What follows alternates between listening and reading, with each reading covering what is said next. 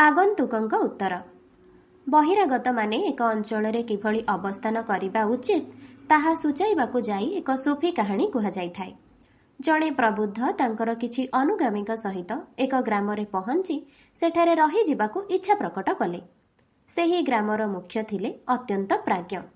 से एहा सुनी किछि न कहि गोटिए दुग्ध भरा पात्र आगंतुकଙ୍କ दल निकटकु पठेले।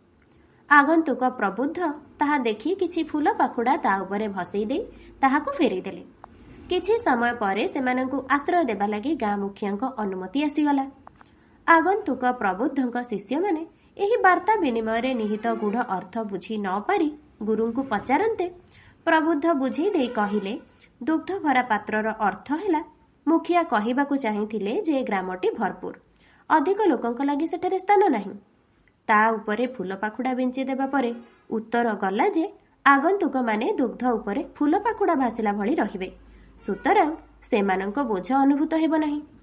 ग्राम मुखिया एभଳି उत्तरକୁ ठौराई पारिले जे आगंतुक हेउछन्ति जणे अनन्य प्राज्ञ ओ तांकु तांक दल सहित स्वागत कराजिबा उचित।